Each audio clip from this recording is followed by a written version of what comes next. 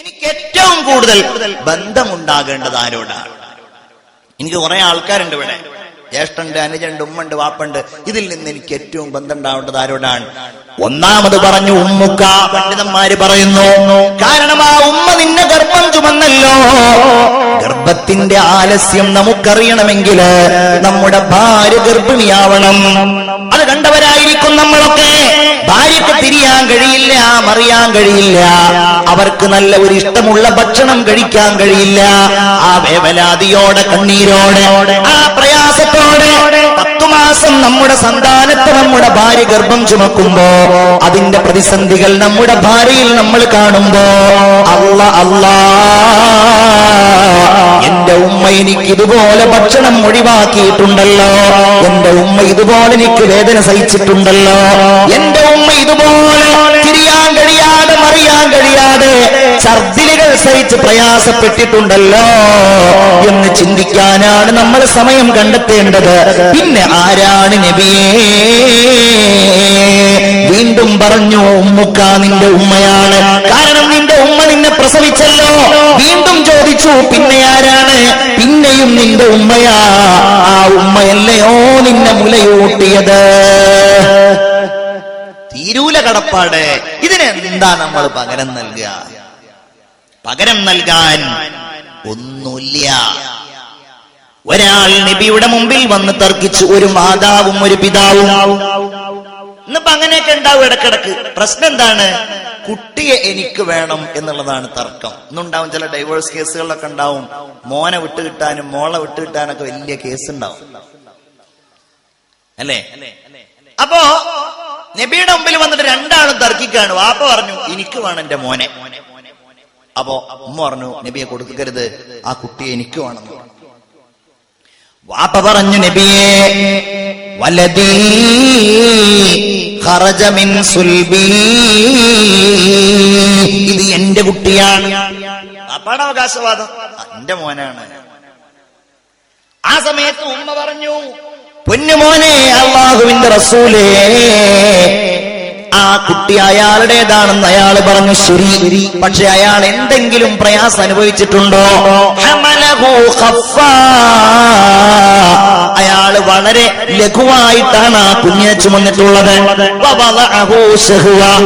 അയാൾ ആ കുഞ്ഞിനെ എന്നിൽ നിക്ഷേപിച്ചിട്ടുള്ളത് അയാളുടെ കാമവികാരം പൂർത്തീകരിക്കുന്നതിന് വേണ്ടിയാണ്. എന്നാൽ കഠിനമായ പ്രയാസം സഹിച്ചിട്ടാണ് ഞാൻ ആ കുഞ്ഞിനെ ഗർഭം ചുമന്നത്.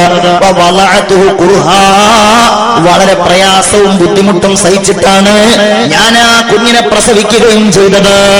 അല്ലാഹുവിന്റെ റസൂൽ ഈ കുഞ്ഞിനെ മാതാവിന് കൈമാറി എന്നാണ് ചരിത്രത്തിൽ നമുക്ക് കാണാൻ കഴിയുന്നത്. ഉമ്മ സഹിച്ച കഷ്ടപ്പാടുകൾ നമ്മൾ ഓർത്തെടുക്കണ്ടേ? എന്നിട്ട് ആ ഉമ്മയുടെ ജീവിതത്തിൽ നമ്മൾ സാന്ത്വനമായിട്ട് മാറണ്ടേ? ഒരാൾ നബിയോട് വന്ന് ചോദിച്ചു, യാ റസൂലല്ലാഹ്, ഞാൻ ഉമ്മയോടാണോ ബാപ്പയോടാണോ വലിയ കടപ്പാട് കാണിക്കേണ്ടത്? അവിടുന്ന് പറഞ്ഞു അല്ലതീ ഹമലത് ബൈനൽ ജംബൈൻ, ശരീരത്തിന്റെ 2 ഭാഗങ്ങൾക്കിടയിൽ നിന്നെ ചുമന്നതാരോ? അല്ലേ? നമ്മളിന്ന് വലിയ ആൾക്കാരായിട്ടുണ്ടെങ്കിൽ നമ്മുടെ ആദ്യത്തെ ഭക്ഷണവും നമ്മുടെ തുടക്കത്തിലെ ഭക്ഷണം ഏതായിരുന്നു? ആദ്യത്തെ ഭക്ഷണം ഏതാ? ഉമ്മ കഴിക്കുന്ന ഭക്ഷണത്തിൽ നിന്നുള്ള രക്തം, അതല്ലേ? ഉമ്മ നേർക്കൊരു ചവിട്ട് തന്നാലുണ്ടല്ലോ എന്ന് പറഞ്ഞ് കാലുകൊണ്ട് ഉമ്മയെ ചവിട്ടുന്നില്ലെങ്കിലും നിലത്ത് ചവിട്ടുന്ന മക്കളെ, നിങ്ങൾ ചവിട്ടാൻ ഉപയോഗിക്കുന്ന ആ കാലുകളുടെ ഒരൽപ്പം മുകളിലായി ഒരടയാളം, ഒരു മുദ്ര അല്ലാഹു നിങ്ങളുടെ ശരീരത്തിൽ വെച്ചിട്ടുണ്ട്. അത് പൊക്കിൽ കൊടിയുടെ അടയാളമാണ്. എന്താ പൊക്കിൽ കൊടി? ഉമ്മയുടെ ഗർഭപാത്രത്തിൽ നിന്ന് നിങ്ങളുടെ വളർച്ചക്കാവശ്യമായ രക്തം ആ പൊക്കിൽ കൊടിയിലൂടെയാണ് നമ്മുടെ ശരീരത്തിലേക്ക് ചെന്നത്, അല്ലേ? റസൂലുള്ള പറഞ്ഞു വഅർലഅത് ബിസ്സദീൻ,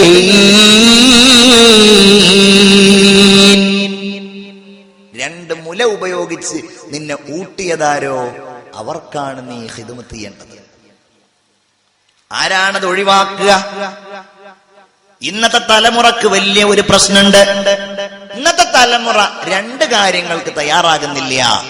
പ്രസവിക്കുവാനും ഗർഭം ചുമക്കാൻ തയ്യാറാകുന്നുണ്ട്, പ്രസവിക്കാൻ തയ്യാറാകുന്നില്ല, അപ്രകാരം മുലയൂട്ടാനും തയ്യാറാകുന്നില്ല.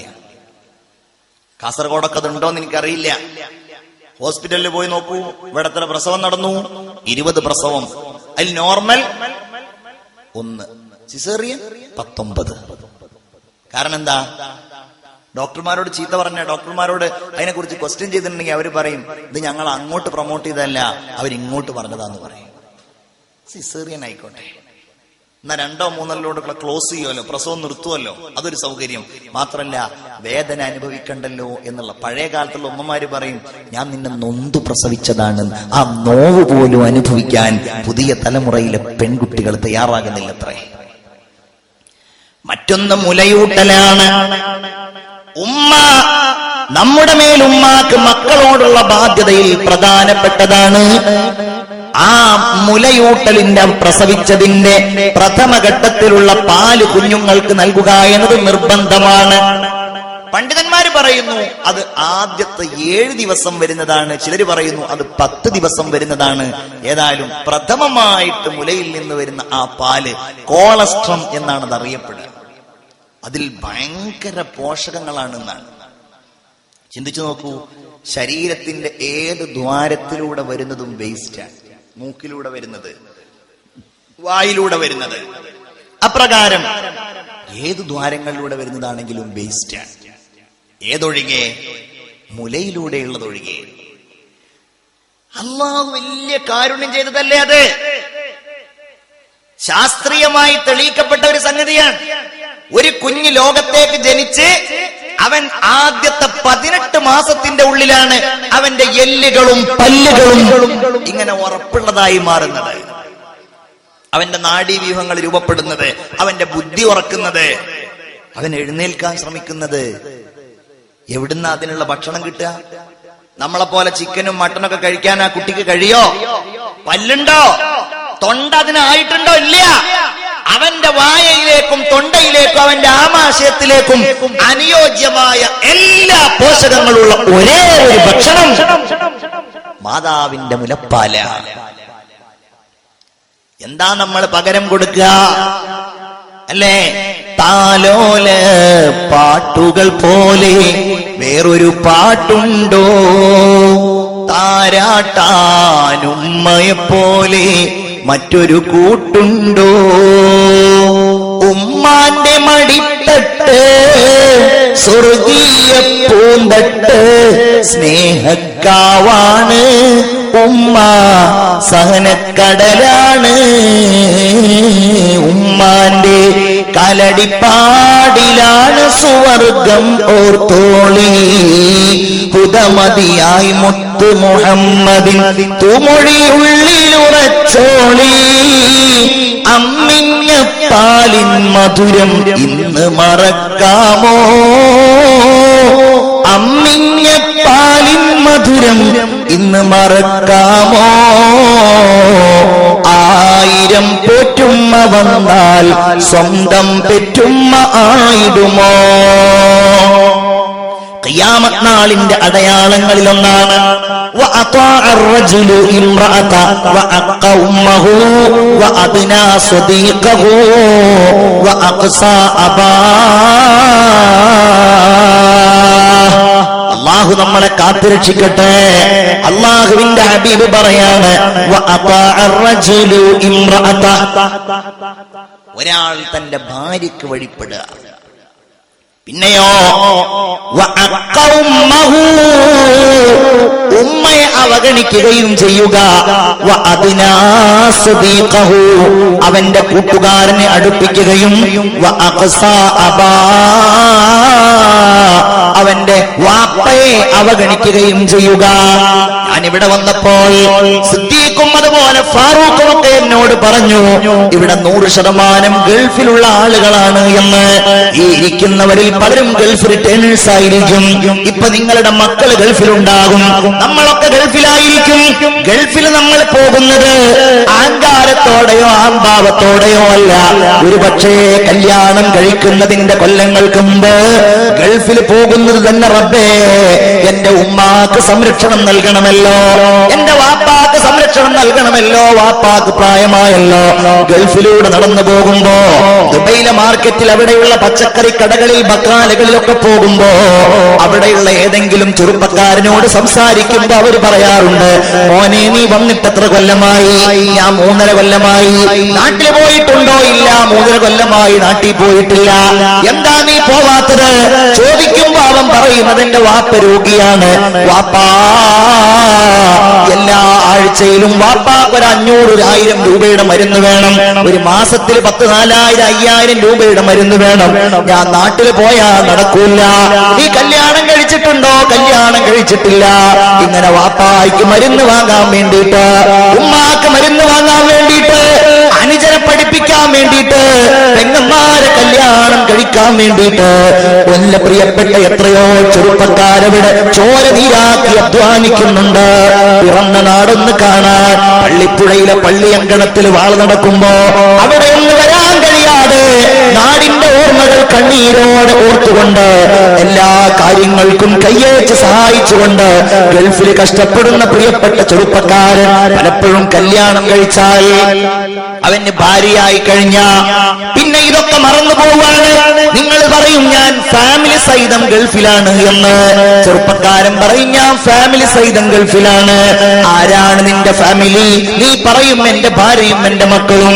ഇതാണോ നിന്റെ ഫാമിലി? അല്ല പ്രിയപ്പെട്ടവരെ, ഒരു മുസ്ലിമിനെ സംബന്ധിച്ചിടത്തോളം നീ പറയും നിന്റെ ജ്യേഷ്ഠൻ നോക്കിക്കോട്ടെ, നിന്റെ അനുജൻ നോക്കിക്കോട്ടെ. വേണ്ട വേണ്ട, നിന്റെ ഉമ്മാക്ക് സംരക്ഷണം നൽകാതെ എന്ത് ഫാമിലിയാ നിനക്കുണ്ടാകുന്നത്? ഗൾഫിൽ പോയാൽ പിന്നെ നിരവധി ഫോണുകൾ ചെയ്യും നമ്മള്. ഭാര്യക്ക് ഫോൺ ചെയ്യും. പ്രത്യേകിച്ച് ആ ഗൾഫിൽ നിന്ന് വളരെ കുറഞ്ഞ പൈസക്ക് വിളിക്കാനുള്ള സംവിധാനം ഉണ്ടായപ്പോ, വാട്സാപ്പുകൾ നമുക്കിടയിൽ സജീവമായപ്പോ നമ്മൾ ഇങ്ങനെ ഫോണിൽ വിളിക്കും. ഭാര്യയോട് ചോദിക്കും, അവള് പായസം വെച്ചത് പറയും, അതിലൂടെ ഒരു കാക്ക പാറിപ്പോയത് പറയും, അവിടെ കുട്ടി അവിടെ നിന്ന് വഴുതി വീണത് പറയും. എല്ലാ കാര്യങ്ങളും പറയുമ്പോഴും മറക്കപ്പുറത്ത് നിന്നുകൊണ്ട് നിന്റെ സംസാരം കേൾക്കുന്ന, നിന്റെ ഭാര്യ നിന്നോട് കൊഞ്ചിക്കുഴയുന്നത് കേൾക്കുന്ന, നിന്റെ പ്രിയപ്പെട്ട ഉമ്മയുടെ കണ്ണീരുണ്ടല്ലോ, നിന്റെ പ്രിയപ്പെട്ട ഉപ്പായുടെ പ്രയാസമുണ്ടല്ലോ. ഉമ്മ നിങ്ങൾക്ക് സുഖമാണോ എന്ന് ചോദിക്കാൻ തയ്യാറാകാത്ത മക്കൾ, ഉമ്മ നിങ്ങൾക്ക് മരുന്ന് വേണോ എന്ന് ചോദിക്കാൻ തയ്യാറാകാത്ത മക്കൾ, ഉമ്മ ഞാൻ കഴിഞ്ഞ തവണ വന്നപ്പോ നിങ്ങളുടെ എന്തോ വേദനയുടെ കാര്യം പറഞ്ഞിരുന്നല്ലോ, നിങ്ങളത് ഡോക്ടറെ കാണിച്ചോ എന്ന് ചോദിക്കാൻ തയ്യാറാകാത്ത മക്കൾ, നിങ്ങൾ അങ്ങനെയാണെങ്കിൽ നിങ്ങളെ കുറിച്ച് തന്നെയാ ഖുർആൻ പറഞ്ഞിട്ടുള്ളത്. റസൂലുള്ള പറഞ്ഞ അങ്ങനത്തോളെ കുറിച്ച ഭാര്യക്ക് വഴിപ്പെടാ, ഉമ്മയെ അവഗണിക്കുകയും ചെയ്യാ. ചിന്തിക്കണം. ഖുർആൻ പറഞ്ഞ എന്താ ഉമ്മയെ കുറിച്ചെന്നറിയോ? സൂര്യൻ എന്നാണ്. സൂര്യൻ. ഉമ്മ സൂര്യൻ തന്നെയല്ലേ? ഉമ്മയില്ലെങ്കിൽ നമുക്ക് ആ വാപ്പുണ്ടോ? ഉമ്മയില്ലെങ്കിൽ ജ്യേഷ്ഠാനുജന്മാരുണ്ടോ? ഇല്ല. എവിടെയാണ് അല്ലാഹു അത് പറഞ്ഞത്? യൂസുഫ് അലൈഹിസ്സലാം പിതാവായ യാക്കൂബ് നബിയോട് താൻ കണ്ട ഒരു സ്വപ്നം പറയുന്നത്, യാ അബതി ഇന്നി റഅയ്തു 11 കൗകബാ والشمس والقمر رأيتهم لي ساجدين യാ അബതി എന്റെ പിതാവേ ഇന്നി റഅയ്തു 11 കൗകബാ ഞാൻ 11 നക്ഷത്രങ്ങളെ കണ്ടു. വശംസ വൽ ഖമർ ഞാൻ സൂര്യനെ കണ്ടു, ഞാൻ ചന്ദ്രനെ കണ്ടു. എന്തായിട്ട് കണ്ടു? റഅയ്തുഹും ലീ സാജിദീൻ എന്റെ മുമ്പിൽ സുജൂദ് ചെയ്യുന്നതായി ഞാൻ കണ്ടു. സുബ്ഹാനല്ലാഹ്.